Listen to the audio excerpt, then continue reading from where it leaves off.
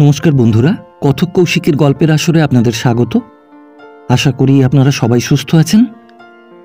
বন্ধুরা, আজ আপনারা শুনবেন সাহিত্যিক সতীশচন্দ্র ঘটক রচিত মুন্ডমালিনী প্রেস।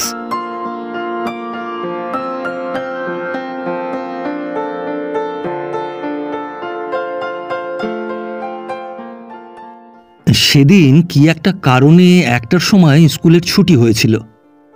সকাল সকাল বাড়ি ফিরে এসে একখানা চটি বই হাতে করে বিছানার উপর শুয়ে পড়লুম। গরমের দিন দুপুরবেলায় এরকম একখানা বই মানুষের পুচ্ছের অভাব অনেকটা দূর করে দেয়, কারণ বাতাস খাওয়া ও মাছি তাড়ানো এই দুই কাজই ও দিয়ে চলে। অন্তর্যামী বলে যদি যথার্থ কেউ থাকে তো সে মাছি। যতক্ষণ চঞ্চল চোখে লাইনের পর লাইন পড়ে যাচ্ছিলুম ততক্ষণ মাছির দৌরাত্ম ছিল না বললেই হয়। কিন্তু যেই চোখের তারা দুটি আধ বোঝা হয়ে স্থির হয়ে এসেছে, অমনি কানের কাছে শব্দ হলো ভন। তারপর লাইনগুলো যেমন চোখের সামনে ঝাপসা হয়ে মিলিয়ে যেতে লাগলো, আর তাদের অর্থগুলো অসংলগ্ন আবছায়ার মতো মস্তিষ্কের হানাবাড়ির মধ্যে ঘুরপাক খেতে লাগলো, অমনি নাকের ডগায় করে উঠল সুরসুর। তন্দ্রালুতার প্রথম আবেশের ভেতর দিয়েও যে অনুভূতিটা খুব অপরিচিত বলে মনে হলো না। নাসারন্ধ্র বা তার নিকটবর্তী কোনো স্থান যে কারো পথ বা গৃহ হতে পারে না, এইটুকু বুঝিয়ে দেবার জন্য বইখানাকে ঠিক বাগিয়ে ধরব মনে করছি। এমন সময় কেন জানি না হাতের মুষ্টি আরও শিথিল হয়ে গেল এবং বইখানা তির্যকভাবে হেলতে হেলতে বুকের ওপর শটান উপুড় হয়ে পড়ল। যেই উপুড় হয়ে পড়া, অমনি সঙ্গে সঙ্গেই শব্দ হলো বন বন ভূত, এবং কি যেন দুটো ক্ষুদ্রকায় জিনিস জড়াজড়ি করতে করতে আমার ঘাড়ের কাপড়ের মধ্যে সেঁধিয়ে গেল।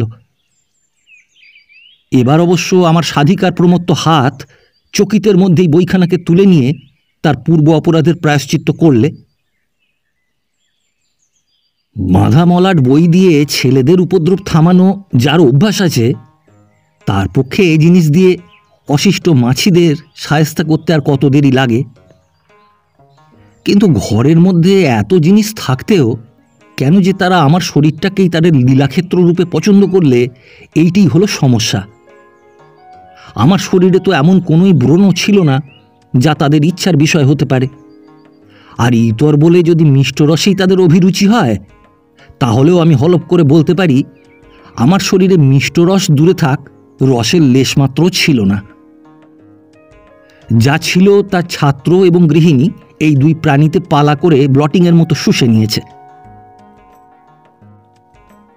এই শেষে বুঝলুম ব্যাপারখানা কি।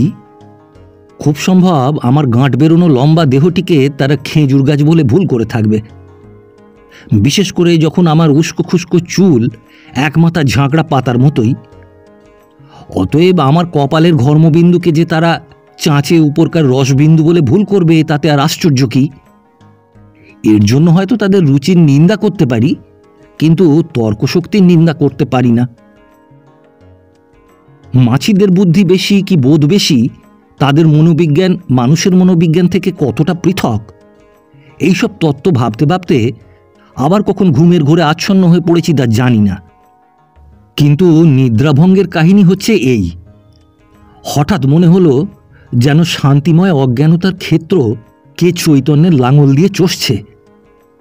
পর মুহূর্তেই বুঝলুম সেই লাঙল আর কিছুই নয়, মাছির সুঁড়, এবং সেই ক্ষেত্র আর কিছুই নয়, আমার কপল।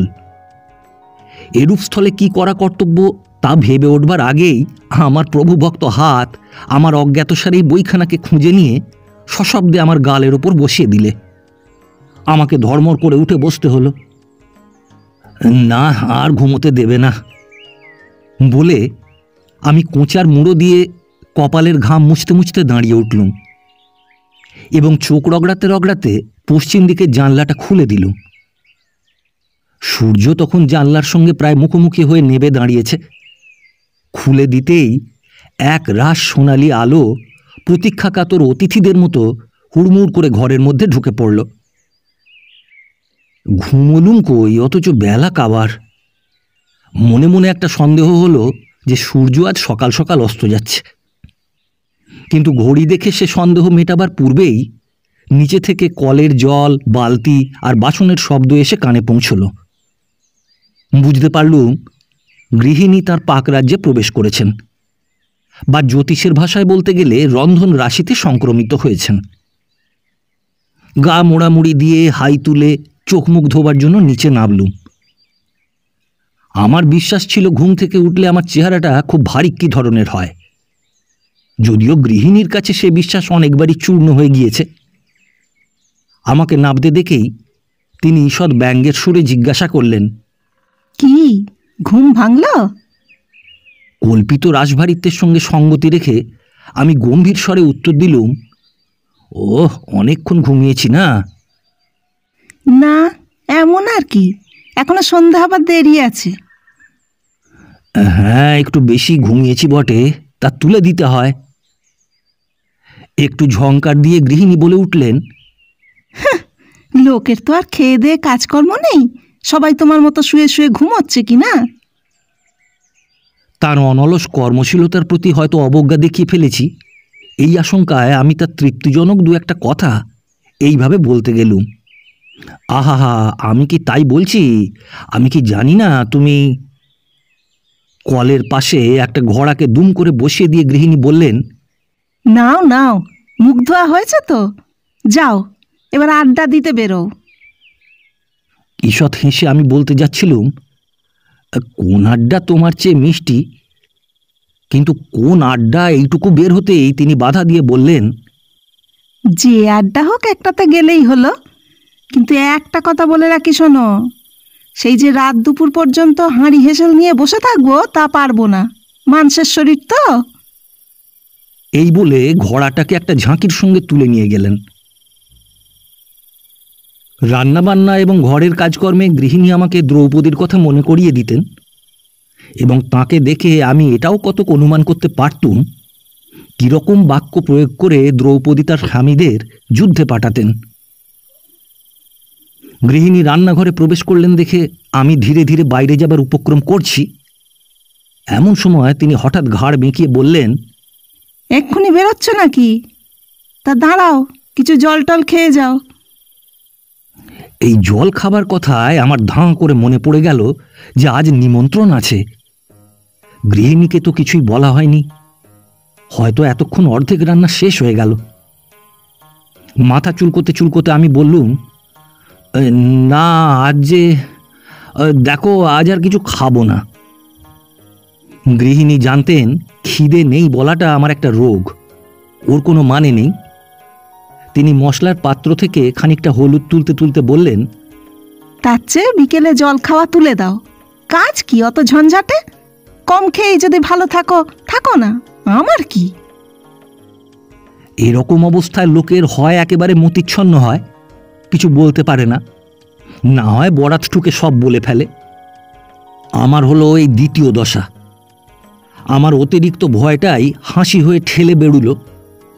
আমি হাসতে হাসতে বললুম, আমি আজ মোটেই খাবো না, আজ ভূপেনের বাড়িতে নেমন্তন্ন, তার মেয়ের বিয়ে।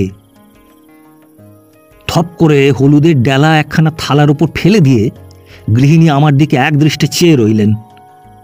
শেষে একটা হলুদ মাখা আঙুল চিবুকের নিচে ঠেকিয়ে বললেন, খুব লোক যা হোক, এক্ষুনি বললে কেন? আরো খানিকক্ষণ নাকে তেল দিয়ে ঘুমো, ভাত চড়েছে, ডাল চড়েছে, কুটনো বাটনা সব তৈরি, এখন বললে কিনা নেমন্তন্ন। আমি কি একটা উত্তর দিতে যাচ্ছিলুম, কিন্তু গৃহিণীর গলার সুর দেখতে দেখতে কড়ি মধ্যমে চড়ে উঠল। পরের গতর কিনা একটু মায়া দয়া নেই, আর পয়সা ছেঁড়ার দয় কি কম? আমি যে কি করে চালাই সে আমিই জানি। আর দাঁড়িয়ে থাকা বা কোনো রকম উত্তর দেবার চেষ্টা করা যে নিতান্ত মূঢ়তার কাজ, এবং তাতে করে যে কড়ি কোমল রেখাবে না নেমে তীব্র ধৈবতেই ঠেলে উঠবে, তা অভিজ্ঞতার বলে বুঝে নিয়েই আমি সুরসুর করে দোতলায় উঠলুম। ওপরে এসে বিচার করতে বসলুম কোনটা করা ঠিক, নিমন্ত্রণ খাওয়া না বাড়িতে খাওয়া। বাড়িতে খাওয়ার বিপক্ষে অবশ্য বিস্তর যুক্তি ছিল, যেমন সে তো রোজই খাই, সে আর এমন কি হবে। কিন্তু এই সমস্ত যুক্তি মিলেও তার সপক্ষের একটিমাত্র যুক্তিকে কাবু করতে পারছিল না। সেই যুক্তিটি হচ্ছে গৃহিণীর গলার ঝংকার। আধ ঘন্টা কেটে গেল, তখনও ভাবছি যাব কি না। এমন সময় গৃহিণী সশরীরে উপরে উঠে এলেন। তিনি এসেই বললেন, বসে রইলে যে? মনে হলো সুর কোমল রেখাবে না নামুক গান্ধারের কাজ বরাবর নেমেইছে। তবু একটু কিন্তু মিন্তু হয়ে বললুম, ওই যাব কিনা তাই ভাবছি। নথ এবং নোলক দুয়েরই অভাবে নাক নাড়া দিয়ে গৃহিণী বললেন, না, তার গিয়ে কাজ কি?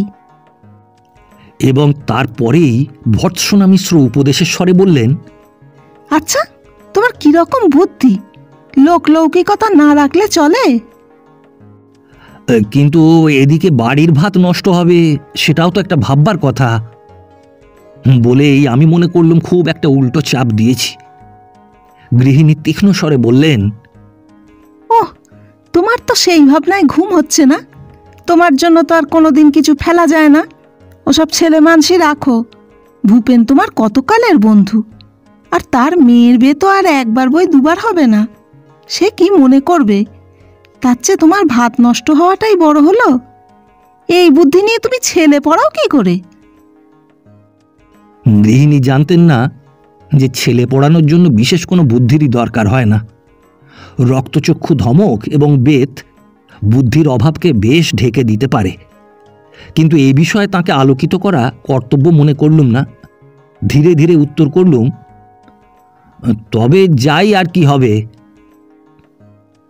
যাত্রার উদ্যোগ পর্ব যে এত শীঘ্র এসে যাবে তা ভাবতেই পারিনি। কাজেই ক্ষিপ্রতার সঙ্গে প্রথমেই জুতোর খোঁজে প্রবৃত্ত হলাম। অনেক খোঁজাখুঁজির পর এক পাটি আলমারির তলা থেকে এবং অপর পাটি বারান্দার জঞ্জালের ভেতর থেকে আবিষ্কৃত হলো। ঝাড়ন দিয়ে জুতো জোড়াকে একটু ঝেড়ে পুঁছে নিয়েই আলনা থেকে একটা তিলে ধরা শার্ট পেড়ে ফেললুম। শার্টটা অবশ্য কাপড়ের চেয়ে কিঞ্চিত কম ফর্সা বলে মনে হলো, কিন্তু ওরকম সামান্য গরমিল তো ধর্তব্যের মধ্যেই নয়। এই মনে করে সবে শার্টটা গায়ে দিয়েছি, এমন সময় নজর পড়ল গৃহিণীর খরদৃষ্টির দিকে। বুঝলুম কাজটা ভালো হচ্ছে না। তাড়াতাড়ি শার্টের ওপরে একটা জিনের কোট চাপিয়ে এবং অনিচ্ছুক জুতো জোড়ার মধ্যে সজোরে পা চালিয়ে দিয়ে বেরিয়ে পড়তে গেলুম। কিন্তু সবে চৌকাঠ ডিঙিয়েছি এমন সময় গৃহিণী বলে উঠলেন, মা গো, তোমার কি একটু ঘেন্না পিত্তি নেই? এই বেশে যাচ্ছ ভদ্রলোকের বাড়ি নেমন্তন্ন খেতে? আমি ত্রস্ত নেত্রে একবার নিজেকে আপাদবক্ষ নিরীক্ষণ করে বললুম, তা এমন কি? সে কথার উত্তর দেওয়া অনাবশ্যক মনে করে গৃহিণী একটা তরঙ্গের সম্মুখে হাঁটু পেতে বসলেন এবং পিঠের উপর থেকে আঁচলের বাঁধা চাবির গোছাটিকে ঝনাত করে ঘুরিয়ে নিয়ে তরঙ্গের মুখে লাগালেন। তারপর তরঙ্গের ভেতর থেকে যেসব জিনিস আমার জন্য টেনে বের করলেন তার সম্বন্ধে এই বললেই যথেষ্ট হবে যে নিতান্ত ভয়ে ভয়েও আমাকে বলতে হলো, এই বয়সে আর এসব কেন? বয়স কথাটার উল্লেখে বোধহয় কোনো দোষ হয়ে থাকবে। তাই গৃহিণী দমাস করে তরঙ্গের ডালাটা বন্ধ করে বললেন, তবে আর কোন বয়সে পড়বে? আমি মরে গেলে একটা দোজপক্ষে বিয়ে করে? মুখে নির্বাক থাকলেও মনে মনে আমি হেসে উত্তর দিলুম, বিয়ের স্বাদ এই পক্ষেই মিটে গেছে। স্বহস্তে বেশবিন্যাস সমাপ্ত করে যখন গৃহিণী আমাকে ছড়ি ও রুমালের ফিনিশিং টাচ দিয়ে ছেড়ে দিলেন, তখন সত্যই মনে হলো আমি আর পচা পুরনো মাস্টার নই। হালফিল কলেজের ছোকরা বায়োস্কোপ দেখতে যাচ্ছি, কিংবা আরও কবিত্বের ভাষায় বলতে গেলে গড়ের মাঠের ফুরফুরে হাওয়া যা ইডেন গার্ডেনের লতাকুঞ্জের সঙ্গে লুকোচুরি খেলে।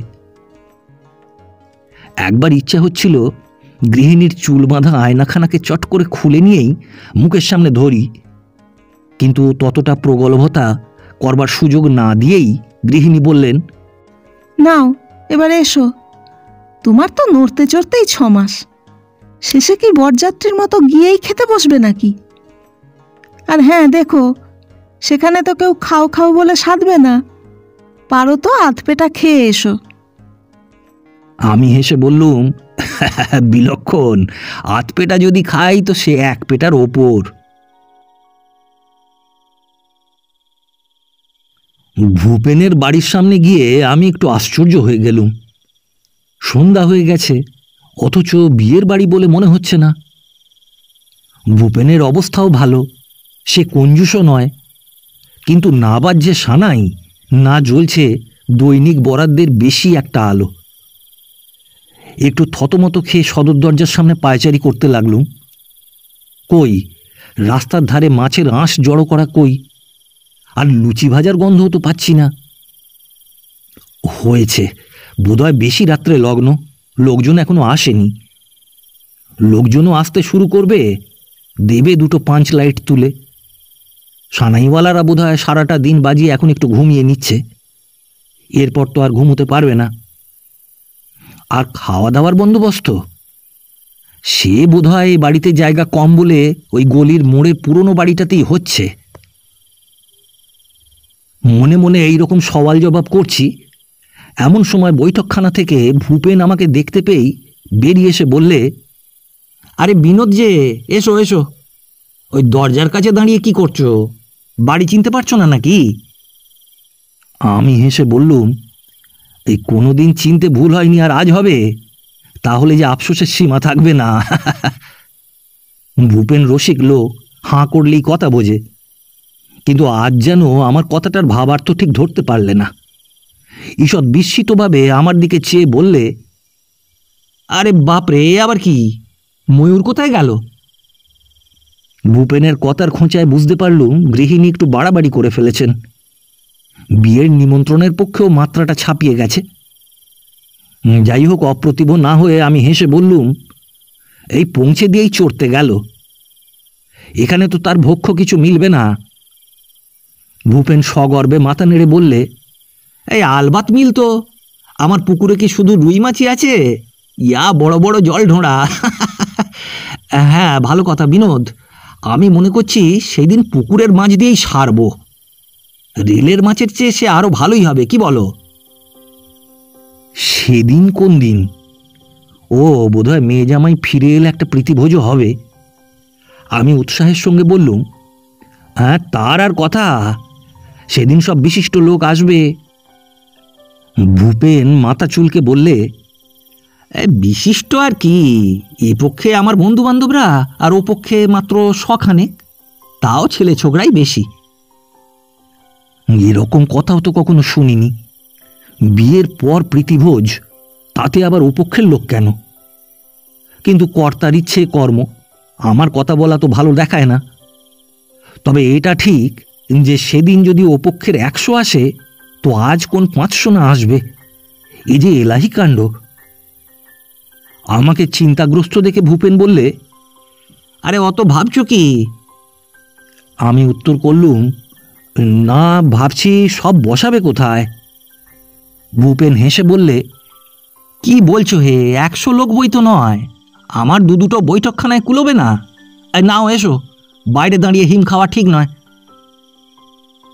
তাহলে আজও 100? তাই তো বলি, এর বেশি বরযাত্রী হলে যে তাদের খাওয়াতেই রাত কাবার। আমি স্বস্তির নিঃশ্বাস ফেলে বললুম, তারপর জোগাড় যন্ত্র আর কিছুই বাকি নেই তো? হ্যাঁ আছে বই কি, এর মধ্যে কি সব হয়ে ওঠে? সেই সবই তো দেখাশোনা করছিলুম। এসো না, খগেন গজেনও আছে, আমার তো তোমরাই ভরসা। বুঝলুম খগেন গজেন যথার্থ বাল্যবন্ধুর মতোই তদবির করছে, লোক খাটাচ্ছে, এবং খুব সম্ভব পরিবেশনেও লেগে যাবে। আমি একটু লজ্জিত হয়ে বললুম, এই দেখো ভূপেন, আমার উচিত ছিল বটে এর আগেই 2-1 বার আসা, কিন্তু কি জানো, তুমি তো বুঝতেই পারছো।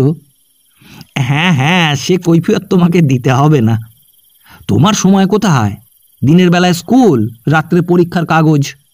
তবু যে তারই মধ্যে সময় করে আজ এসেছো, যাক খুব ভালোই হয়েছে। এই 2-1টা বুদ্ধি পরামর্শ আর 1 কাপ গরম চাও খেয়ে যাবে। আবার মাথাটা গুলিয়ে গেল। শুধু 1 কাপ চা? আজকের দিনে ভূপেন বলে কি? ভূপেনের সঙ্গে তার বৈঠকখানায় ঢুকতেই গজেন লাফিয়ে উঠে বললে, এই যে বিনোদ, তোমার কথাই হচ্ছিল, তোমরা তো ভাই নাটোরের লোক। আমি হাঁ সূচক মাথা নাড়তেই সে খগেনের দিকে চেয়ে বললে, আর দেখলি খগেন, তুই তো বলছিলি রংপুর, আমার অমন ভুল হয় না। খগেনের হাতে একটা স্টিল পেন এবং সামনে এক ফর্দ লম্বা কাগজ ছিল। পেনের মাথাটাকে স্ফূর্তির সঙ্গে কাগজের উপর ঠুকে সে বললে, হ্যাঁ তবে তো ক্যাপিটাল। বিনোদ, এ ভাটটা ভাই তোমাকেই নিতে হচ্ছে। ভূপেন, এ তোমার ভীমনাগের বাবা। আমি এখনই ভীমনাগ কেটে নাটোর আর এই কালাকাঁদ কেটে কাঁচা গোল্লা বসিয়ে দিচ্ছি। গজেন বাধা দিয়ে বললে, দাঁড়াও, কাঁচা গোল্লাই যদি করো তাহলে দইটাও চাই মোল্লার চকের। আচ্ছা বিনোদ, ওই চণ্ডী গয়লাকে সেদিন তোমার বাড়ি দেখলুম না, তোমার সঙ্গে বুঝি জানাশোনা আছে? আমি ঢোক গিলে উত্তর দিলুম, না জানাশোনা আর কি, আমাদের একটা হাঁপানির মাদুলি আছে না, কারো বা সারে কারো সারে না। তা ওর ছেলেটার হয়েছিল হাঁপানি, কার কাছ থেকে খবর পেয়ে। বুঝেছি বুঝেছি, ঠিক লেগে গেছে। ও ছোট লোক কিনা একটুতেই উপকার হয়। তাই এসেছিল একখানি দই দিতে। হ্যাঁ, ওই মাদুলির দাম তো কিছু নিইনি। ব্যাস ব্যাস, এরই নাম যোগাযোগ, ভগবান ঘটিয়ে দেন। তুমি কালী মোল্লার চকে যাও, বরং কিছু বায়না দিয়ে এসো। মোদ্দা এমন দই চাই যে ছুরি দিয়ে কাটা যায়, উপুর করলে পড়ে না। তোমার কথা ফেলে এমন নেমখারাম সে নয়। এবার ভূপেন আমার হয়ে একটা আপত্তি তুলে সবেমাত্র বলেছে, কিন্তু বিনোদের তো সময়। অমনি গজেন বাধা দিয়ে বললে, আরে কাল তো শনিবার, একখানা উইকেন্ড নিয়ে চলে যাক। পরশু আসতে পারে ভালোই, আর না হয় সোমবার সকালে এলেও ক্ষতি নেই। স্কুল তো 10:30টায়। কিন্তু ওকেই তো আবার নাটোরেরও বন্দোবস্ত। এই বলে ভূপেন আর একবার আমার ভার লাঘবের চেষ্টা করতেই গজেন একটি কথার তোপে সে চেষ্টাকে উড়িয়ে দিলে। আরে না না, সেজন্যে তো আর ওকে নাটোরে যেতে হবে না, ওর কাকা দেশে আছেন। কাল 12 ঘন্টা পয়সা খরচ করে একখানা টেলিগ্রাম, কি যাও ভালো বোঝে, ব্যাস নিশ্চিন্তি। ভূপেনকে সম্মুখরূপে নিরস্ত করেই সে আমার দিকে চেয়ে বললে, তাহলে দই আর সন্দেশের ভার তোমার ওপরে রইল কেমন? তার এই আদেশসূচক প্রশ্নের উত্তরে কাজেই আমাকে মাথা চুলকে বলতে হলো, হ্যাঁ তা আচ্ছা, দেখি তো। সে কি কথা বিনোদ, সময় সংক্ষেপ, এখন কি আর দেখি তো বললে চলে? এই যে আমি পানের ভার নিয়েছি, তোমরা চোখ বুজে ঘুমিও। সন্ধ্যের আগে যদি 700 পানের একটি কম এসে পৌঁছয়, আমাকে যা খুশি তাই, কি আর বলবো। ফর্দ থেকে কলম তুলে খগেন বললে, এই তুই চুপ কর গজেন, বিনোদ তো আর না বলেনি। ও একটা রেসপন্সিবল লোক, ওর দেখি তো মানেই আলবত। মোদ্দা বিনোদ, আর একটু কাজও তোমার করতে হবে ভাই।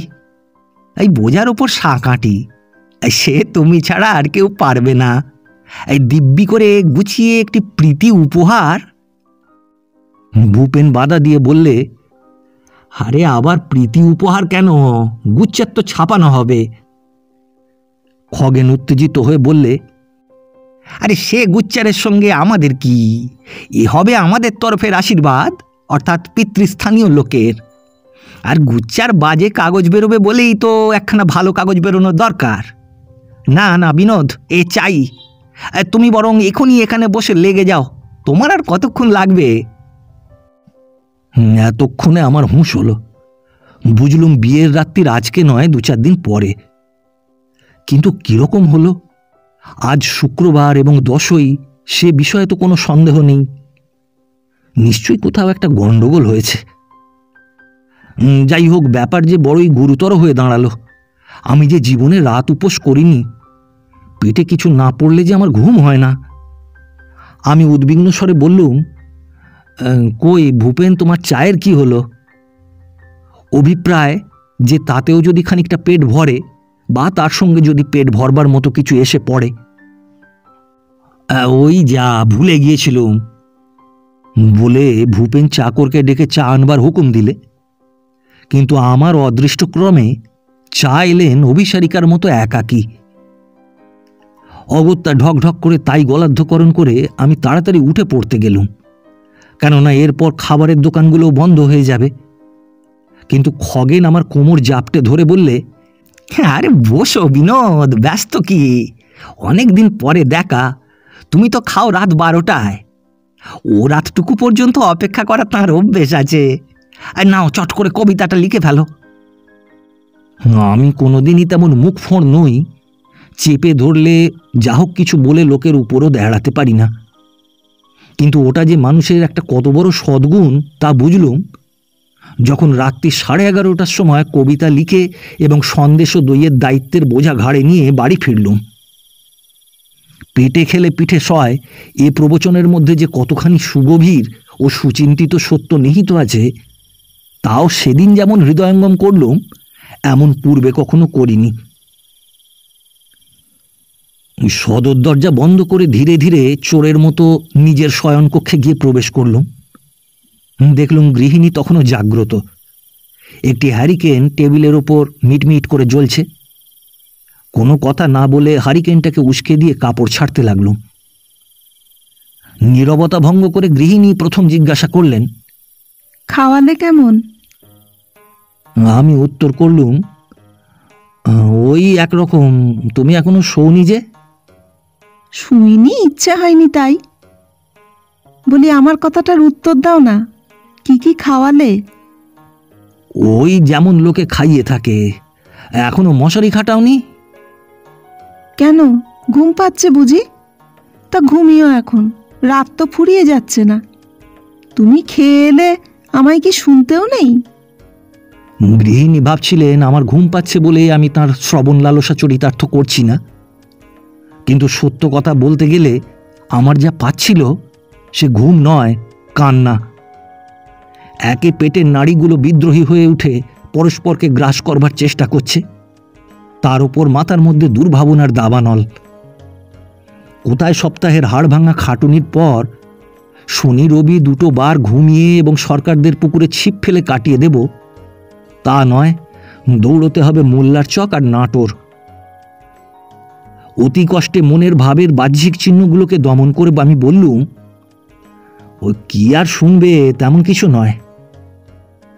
ক্রুদ্ধ অভিমানের সঙ্গে গৃহিণী বললেন, কেমন কিছু বললে দোষ আছে? সে তো আর হাতি ঘোড়া নয় যে মুখে বেঁধে যাবে। আর পাশ কাটানো চলে না। মনে মনে একটা খাদ্য তালিকা তৈরি করে নিয়ে আউড়ে যেতে হলো। কিন্তু আবৃত্তির সময় যে 2-1টা পদ মুখে বেঁধে যাচ্ছিল না তা নয়, গৃহিণীর চোখের কোণে একটা অনিশ্চিত কৌতুকের আলো জ্বলছিল।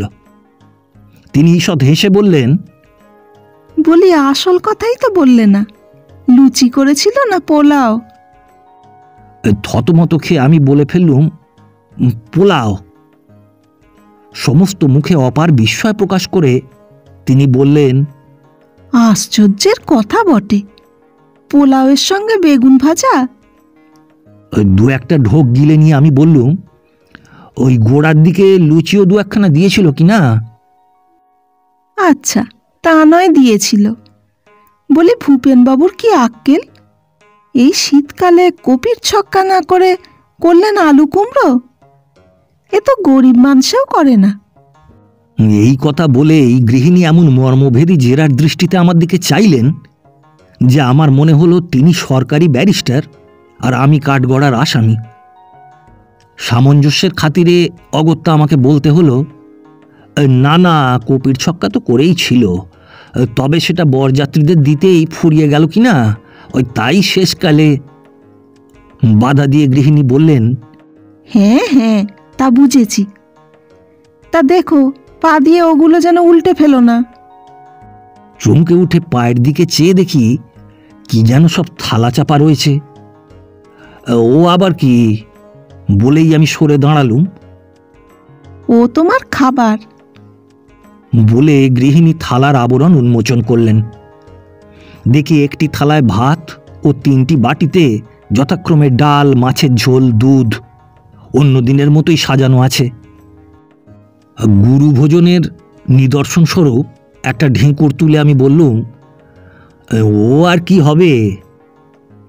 আসন পাততে পাততে গৃহিণী সংক্ষেপে উত্তর দিলেন, খেয়ে ফেলো। পাগল নাকি বলে আমি লুব্ধ দৃষ্টিতে খাদ্য সম্বলিত থালার দিকে চেয়ে রইলুম। সে দৃষ্টি লক্ষ্য করে গৃহিণী মৃদু হাস্যের সঙ্গে বললেন, নাও নাও, বসে পড়ো। ভরা পেটের ওপরেও তো মানুষ খেয়ে থাকে, আর তুমি যে লাজুক, কখনো পেট ভরে খাওনি। আসনের দিকে এক পা এগিয়ে আমি শুষ্ক হাসি হেসে বললুম, আচ্ছা ধরলুম পেট ভরে খাইনি, তা বলে কি আর অত? হাতে ধরে আমাকে আসনের উপর বসিয়ে গৃহিণী বললেন, অত আর কই, পারবে এখন। আচ্ছা, যা পারো তাই খাও। অতঃপর গৃহিণী মশারি খাটাতে ব্যাপৃত হলেন এবং আমিও মৌখিক ইচ্ছার বিপরীত অনুপাতে দক্ষিণ হস্তের ব্যাপারে নিযুক্ত হলুম। বলা বাহুল্য, পাতে বিশেষ কিছুই অবশিষ্ট রইল না। মুখ ধোয়ার পর হাতে পান দিয়ে গৃহিণী বললেন, এই খিদেটা নিয়ে তো থাকতে। আমি দাড়ি চুলকোতে চুলকোতে বললুম, খিদে আর কই ছিল, তবে রেঁধে ফেলেছ, নষ্ট হবে, তাই জোর জার করে। মুখের উপর আঁচল চাপা দিয়ে গৃহিণী যেন একটা হঠাৎ এসে পড়া কাশির উদ্বেগ দমন করতে করতে বললেন, দয়ার অবতার, কত বিবেচনা। এবং তারপরেই টেবিলের ওপর থেকে একখানা লাল পোস্ট কার্ড এনে আমার হাতে দিয়ে বললেন, আচ্ছা, তুমি তো বেশ লোক। ভূপেনবাবুর যে 2 মেয়ে, তা তো কোনোদিন বলনি। এক মেয়ের তো বিয়ে হয়ে গেল আজ, আর এক মেয়ের বিয়ে হবে দেখছি আসছে শুক্রবার। ভাগ্যে থোপার বাড়ির কাপড় দিতে গিয়ে নেমন্তন্নর চিঠিখানা পকেট থেকে বেরিয়ে পড়ল, তবে না জানলুম। এক মুহূর্তে বুঝতে পারলুম গৃহিণীর চাতুরী। তিনি সবই বুঝতে পেরেছেন। এতক্ষণ আমাকে নিয়ে খেলাচ্ছিলেন মাত্র। কটমট করে চিঠিখানার দিকে কিছুক্ষণ চেয়ে থেকে আমি দাঁতে দাঁত ঘষে বললুম, মুন্ডমালিনী প্রেস, ওর মুন্ডু ছিঁড়লে তবে রাগ যায়। 17 ছেপেছে একেবারে 10-এর মতো। 7-এর তলার দিকটা নেই বললেই হয়। হাসতে হাসতে গৃহিণী বললেন, শো শো, মাথা গরম করলে ঘুম আসবে না,